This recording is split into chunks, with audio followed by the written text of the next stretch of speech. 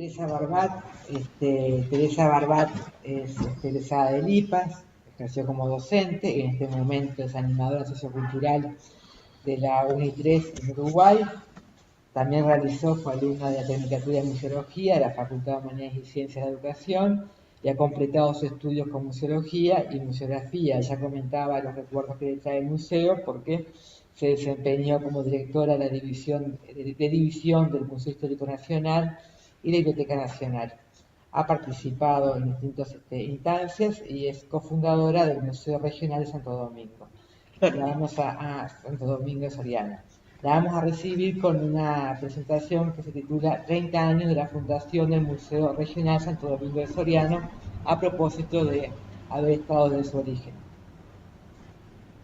Bueno, muchas gracias.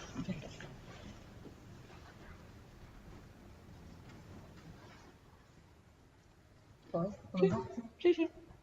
Puede. Pase. El Grupo Santo Domingo Soriano se fundó con el tema de los 500 años de que iba a ser una gran fiesta aquí en el Uruguay, que iba a venir el rey de España a la colonia del Sacramento, que iba a venir a hacer los festejos por el bicentenario, por el 5º centenario del descubrimiento de América. Y entonces un grupo de personas que estábamos en la Biblioteca Nacional, arqueólogos, museólogos, bueno, todavía no existía la carrera, pero era gente que le interesaba mucho el tema, y sobre todo mucha gente que en aquella época empezó a hablar del tema del indigenismo y el tema de nuestros pueblos indígenas. Entonces ese grupo, esa comisión, por eso se llama grupo, porque la idea era un grupo de trabajo que iba a iniciar y que iba a terminar en unos pocos meses, en un poco tiempo. Se iba a hacer detener de alguna manera aquellos festejos y se hicieron, ¿qué podemos hacer? Nos empezamos a reunir, empezaron los grupos indigenistas como Adench, como India, y el tercer grupo, por distintas diferencias con los anteriores, se llamó Grupo Santo Domingo Soriano. ¿Por qué? Porque ese es el nombre que tenía el antiguo pueblo que todavía vive hasta el día de hoy y que hoy se llama Villa Soriano y que no tiene nada más que 1000 y poco de habitantes, 1200, 1300 habitantes, pero que en su época, allá por el 1600, que es el gran dilema que tenemos con la academia, y sobre todo con la Tecnicatura de Museología, que no aceptan la fecha del 1624 como fundación, pero que todo el pueblo, toda la gente, hablando de comunidad, hablando de municipios, hablando de intendencias, está puesto justamente en el escudo de ese departamento. Ese es el origen del grupo y a medida que nos fuimos interiorizando del tema, vimos que era el lugar de esta república, de este lugar del Uruguay, que tenía en su fundación una colonia española, pero también indígenas, chanás, charrúas, guaraníes. Quiere decir que a partir de ese lugar es como incluso su escudo departamental lo especifica. ¿Podemos seguir un poquito más? Bueno, yo pertenezco a una federación internacional de grandes mujeres maestras que de alguna manera nos ha permitido seguir estudiando en varias partes de lugares de América y de otras partes del mundo sobre nuestras lenguas indígenas, sobre nuestro pasado indígena, y eso es un poco lo que hoy somos estos criollos. A través de una emisora de radio que propalamos nuestras ideas, Alma y Tradición es seguimos con esta bueno, acá tenemos entonces este trabajito, 30 años de fundación del Museo Regional Santo Domingo Soriano. 18 de mayo de 1992. ¿Por qué el 18 de mayo de 1992? Fíjense ustedes que el 18 de mayo para el Uruguay es una fecha patria, que la corren ahora, así que tanta importancia no le dan, pero en fin, era muy importante, es el día de la batalla de las piedras, es el día del soldado, el día de X, el día del otro. Pero en aquel momento de 1992 estábamos afiliados a una institución internacional que se llama ICOM, el International Council of Museums, que realmente trabaja en todo el mundo por la formación de los museólogos, por tener distintos capítulos, distintas agrupaciones, ¿verdad?, para distintos tipos de museos. Y bueno, nosotros nos afiliamos a eso y el 18 de mayo es el Día Internacional de los Museos, por eso se logró fundar en 1992 este museo regional. Y museo regional, ¿por qué? Porque no correspondía a un museo histórico, no correspondía a un museo etnográfico, no correspondía a un museo del hombre, museo como de los distintos tipos de museos que existen en el mundo. Entonces, ¿qué tenía? Tenía de todo el museo, había de todo, de todo, de todo, de todo. Queríamos de alguna manera que se reflejara ese pequeño pueblo, esa historia, esa etnografía, esa paleontología, esa historia indígena, la antropología, todo lo que habían hecho los grandes, que en aquella época algunos eran aficionados, como Taddei, como Maeso, Toñochi, como, en fin, la señora de Maeso, en fin, toda esa gente nos enseñó de alguna manera, y también en el Museo Histórico Nacional, por supuesto, aprendimos que muchos de los grandes que tenemos hoy, que reconocemos como aficionados, empezaron a transmitirnos todo ese gusto por la arqueología, la paleontología, berro y todo eso. Muy bien. Entonces, seguimos un poquito.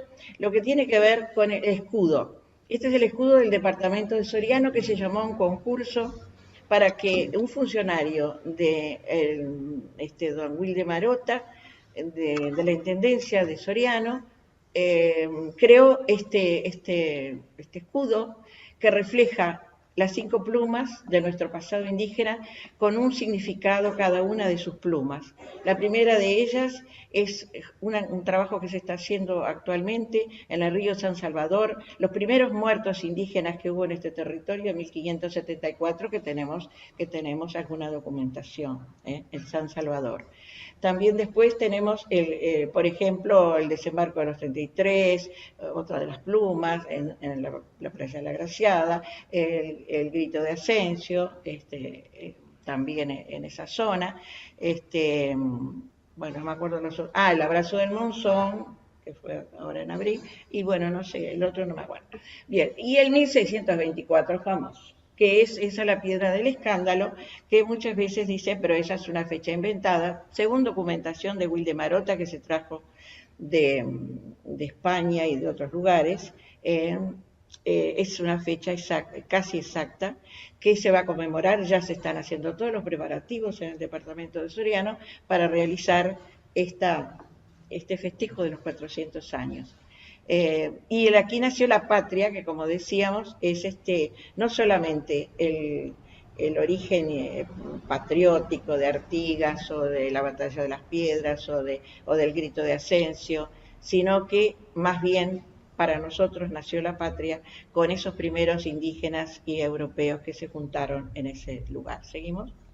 La villa también tiene su propio escudo, con también una corona. Siempre está presente la corona indígena en cualquiera de los dos escudos, y ahora tiene también otros 2 símbolos, la pica y la europea y la lanza indígena, ¿verdad?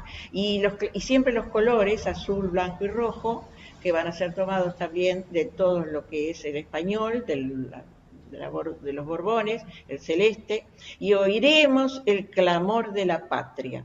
La patria en este momento para ellos era justamente desde 1811 para adelante, lo que nosotros llamamos la patria vieja, Villa Soriano.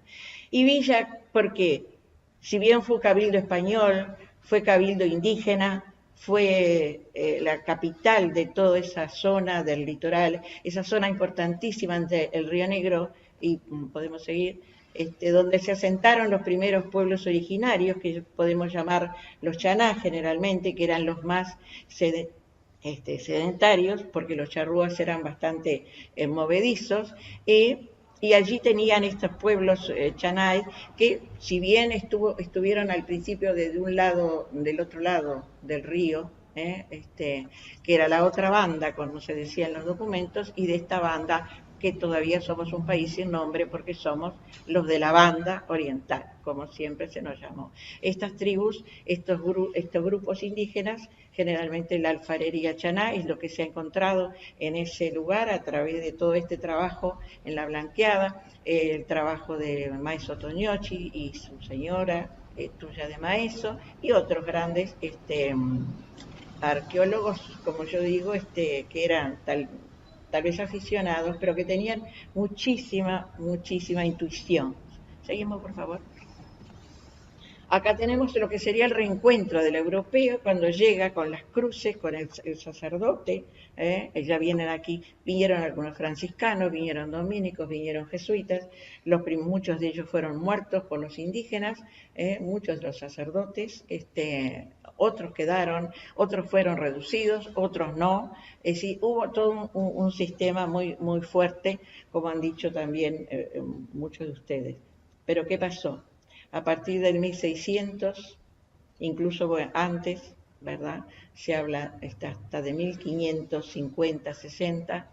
Estos indígenas cambiaron totalmente su modo de vida, perdieron sus lenguas, perdieron su cultura, perdieron todas sus creencias religiosas, filosóficas, y se adhirieron de alguna manera al nuevo sistema. Unos dicen, porque eran los indios mansos, incluso hay un libro que los indios mansos de Villa Soriano, nada de mansos, no eran mansos, eran solamente gente que quería sobrevivir y se adaptaron a la nueva cultura y se insertaron en esa nueva población que va a crearse a partir de ese momento.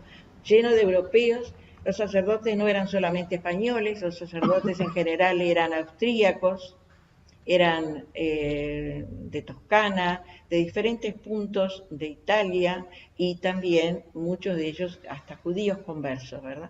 Así que no podemos decir que solamente eran españoles, pero era la cultura española, la cultura castellana, ¿sí? No pasa nada más.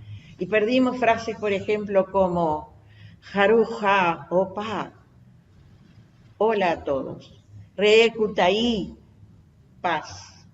Relante, silencio. Renden, olvido.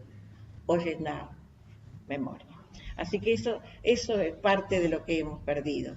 Y en estos momentos se está tratando de recuperar de alguna manera. ¿Seguimos?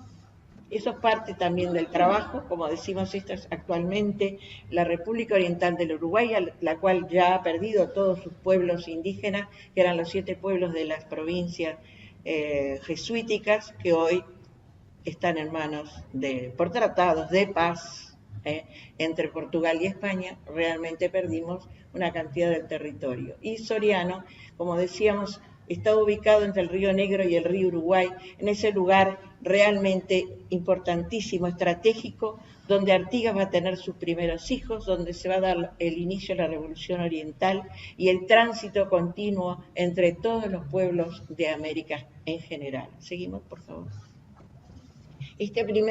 Una primera exposición en cuanto que creamos el museo, y acá viene lo del tema de ustedes que me hablaban de las comunidades, de la inserción de los pueblos.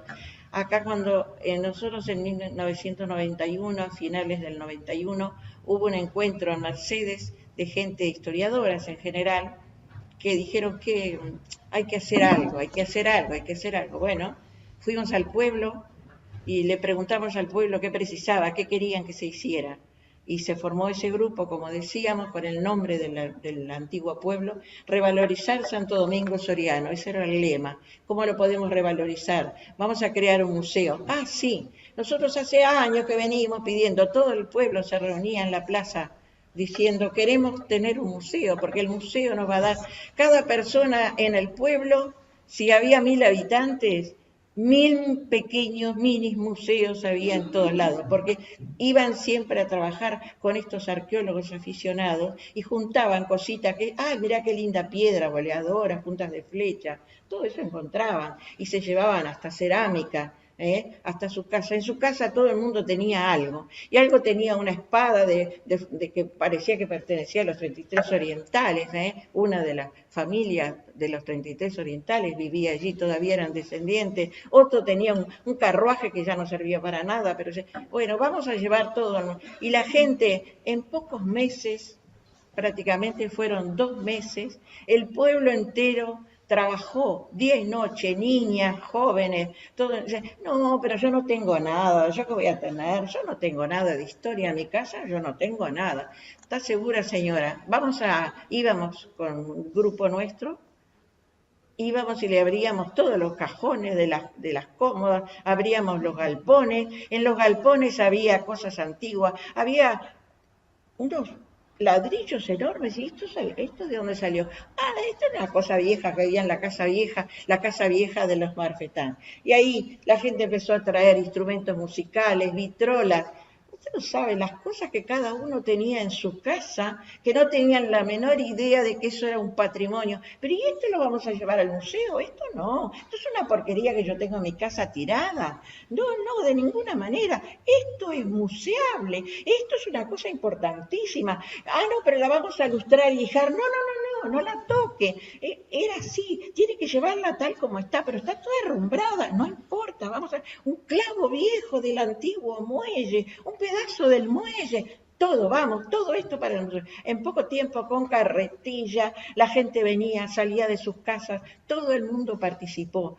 Los niños, cuando llegábamos nosotros al pueblo, que les revolucionábamos todo, por supuesto, subían a la capilla, a la iglesia, que según Larrañaga era ¿cómo se dice? La matriz de la banda oriental en 1815. Bueno, se subían allá arriba con los cristos articulados y con toda la parafernalia de la Iglesia Católica que les había dejado todo hecho por los indígenas, aquellas magníficas esculturas de origen guaraní. Todo eso sacaron fotos, trajeron objetos. Una india talló, dice la leyenda también, ¿no? Hay cosas que son a veces que se van pasando de la memoria colectiva, como decíamos nosotros, de que un sillón que hay allí en esa foto, vamos a pasar otra, por favor, fue confeccionado por una indígena. Acá tenemos algunas de las reuniones de uno del grupo primitivo, en la Biblioteca Nacional, en la sala Cuña de Figueroa. Allí nos reuníamos, hacíamos la presentación de libros, porque también uno de los impactos importantes era hacer folletería, hacer pequeños libros con lo que la gente nos traía. Seguimos, por favor. Y que de alguna manera llegamos hasta que aquel día se pudo inaugurar el museo, aquel 18 de mayo de 1900. Y ahí tenemos el museo, la puerta del museo, con una placa de madera que cuando estábamos ahí sentados, todo el mundo trabajando, es un lugar muy visitado porque tiene un puerto maravilloso y vienen barcos de todas partes del mundo a atracar allí al muelle de Villa Soriano.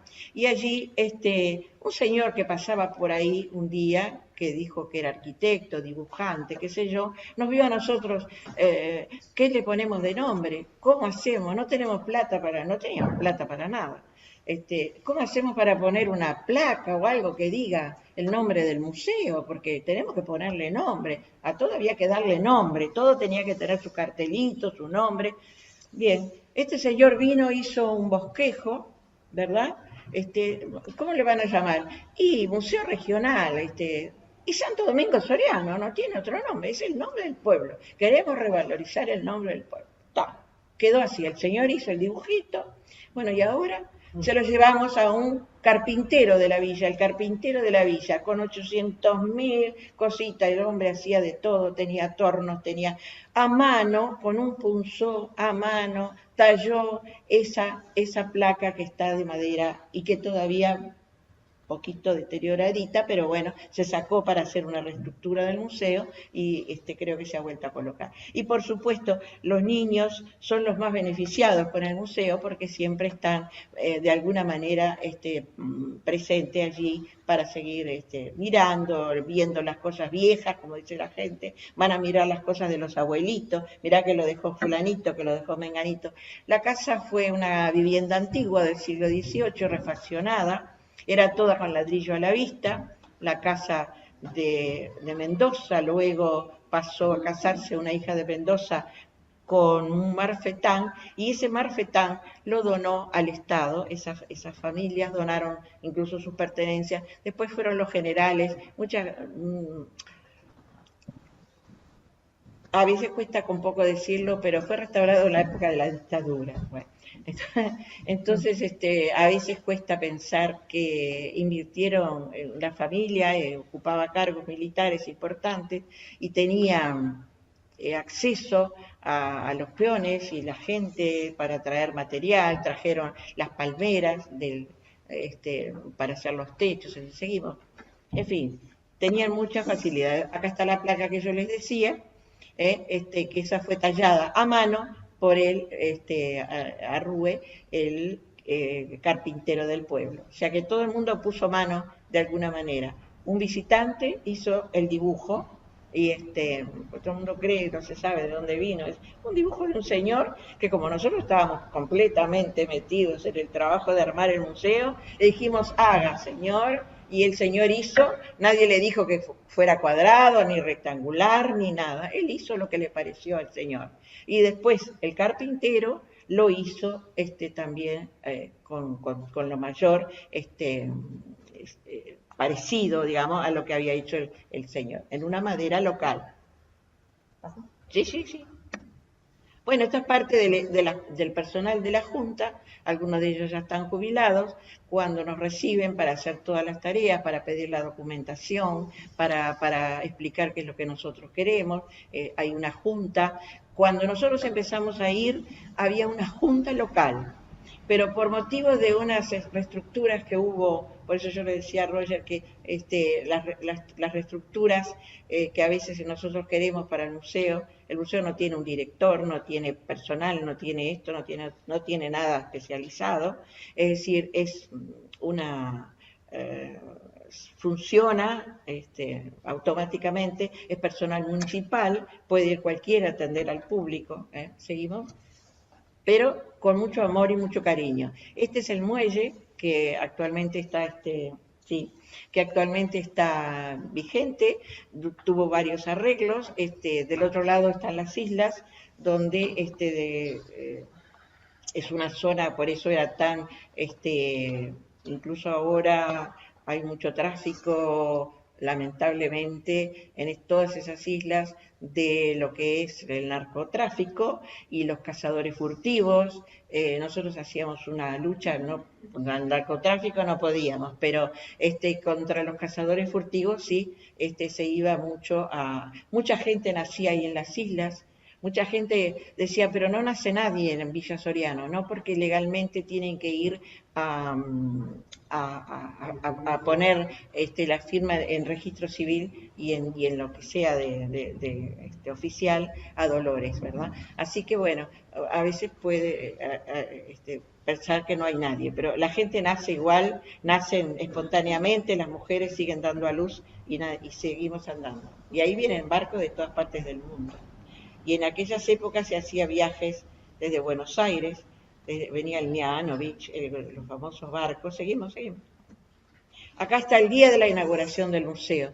Todo el pueblo, los liciales, allí está puesta la banderita uruguaya en esa placa que habíamos dicho, esa era la puerta, los escolares, los liciales, la banda militar, o sea, vinieron todas las autoridades. Fue un acontecimiento nacional para aquel momento, algo muy importante, y la villa estaba toda. No faltó nadie que no estuviera ese día en ese lugar. Y bueno, seguimos. Los discursos, por supuesto. Este es un interior con su aljibe, no sé, miren que tiene una parte como si fuera las rejas, por supuesto, las canaletas, la forma como para poner las armas, era como una especie de pequeño fuertecito, ¿no? En aquellas épocas en que todas las casas y las familias estaban o en guerra o tenían problemas, ¿verdad? Seguimos, por favor. Y estas son algunas de las familias, esta es una de las indígenas descendientes de los Galarza, y Cholita Galarza y Pilar Barri, que es una de nuestras compañeras con las que hicimos este famoso dúo que dijera Lócar, el dúo La Barbá y La Barris, era que nos ponían publicaciones porque nosotros le dábamos mucha importancia a la memoria y a la oralidad del pueblo, a lo que el pueblo nos contaba, nosotros escribíamos como verdadero y legítimo, que era la historia oral, y nos criticaban por eso, porque íbamos sacando cosas de cada una de las familias. Seguimos, por favor. Este es uno de los integrantes. Acá tenemos, por ejemplo, este es un gran escultor. Acá tenemos parte de nuestro trabajo, que era hacer las presentaciones, las visitas a distintos lugares, con los mapas de donde los pueblos indígenas y originarios se iban viviendo, y cómo una pequeña historia de lo que es la villa. Acá tenemos la historia de Artigas, la mujer de Artigas, por supuesto no hay fotografías, es un cuadro de Azarián, con Artigas y sus hijos pequeños, de las cuales la última hija va a tener sus descendientes en la villa. Una de ellas es esta señora que vemos allí, con el intendente de la época, don La Paz Correa, que nunca en su vida había tenido una bandera. Era otra de las cosas que hacíamos, regalarle a las personas lo que ellas querían. Ustedes cuando vayan para Montevideo, traigan, una señora una vez nos pidió una estampita de Santa Rosa, una estampita. Las cosas que pedían eran increíbles. Traiga la bandera de Artigas, que era una cosa increíble que ni la conocían. Eran los descendientes, ni sabían que eran descendientes de Artigas. Seguimos. Esta es lo que les decía, en un árbol tallado, una de las indígenas, también en la memoria del pueblo, talló ese asiento. Y esa era la cocina, una cocina impresionante, para la época, que tenía la casa en el fondo. ¿Sí seguimos? Se me va la hora. Esta es el principio. También acá estamos ya con los discursos. Acá tenemos el intendente de la época, Oscar Esani, todas las personas de la enseñanza, de la educación, de la UTU, de primaria, secundaria, bueno, todo el mundo. ¿Seguimos? Acá son las dos muestras, una de la parte cuando todavía no tenía las banderas, ahora tiene las banderas, las 4 banderas nacionales. Tenía una biblioteca, al principio era lo único que tenía la casa, hoy la biblioteca se ha sacado para extender el museo. ¿Se terminó ahí? Acá. Bueno, era eso un poco lo que le quería decir, y que el pueblo sigue trabajando, sigue estando. Nosotros queríamos hemos pedido muchas veces darle una estructura, todo lo contrario de lo que dice Roger, una estructura para que el museo pueda tener un cargo, que se remunere como corresponde, que nosotros somos una asociación civil, que solamente podemos aportar ideas, podemos llevar cosas, intercambiar con el pueblo, hemos hecho investigaciones, hemos escrito varios libros, pero no podemos tocar nada de lo que es la estructura municipal, que corresponde al intendente. Ahora hay un compañero nuestro, y ustedes también, Aparicio Arcaus, que está llevando muy bien todo lo que tiene que ver con los museos, se ha encargado de los museos, está levantando nuevos museos, pero ese es otro tema. Levantan nuevos museos, pero no se acuerdan del viejo. Nadie hace ningún festejo por el viejo. Entonces, estos 30 años pasan sin pena ni gloria si no hacemos desde la asociación civil y de las personas que reconocemos que han aportado mucho a esa comunidad, porque ese museo le sirvió de vínculo, le sirvió para que venga mucha más gente, le sirvió para seguir estudiando. Mucha gente viene a estudiar a Montevideo, mucha gente viene a estudiar a otros lugares, porque el museo les dio otra perspectiva de vida, les dio otra calidad a las personas, y ahora saben que son importantes. saben que descienden de una gran cantidad y que tienen sangre indígena en sus venas y que se sienten representados en ese pueblo. Y bueno, y seguimos luchando por eso mientras nos dé la vida, la aliento. Gracias a todos ustedes por la...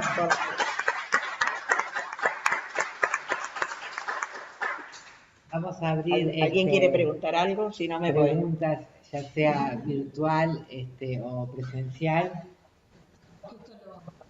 Sí, la vamos a acotar porque por el tema del tiempo, porque además se explica algunas cosas que... Una cosa importante, el próximo 17 y 18 de mayo, este mes, vamos a hacer un encuentro, el tercer encuentro de amigos del museo.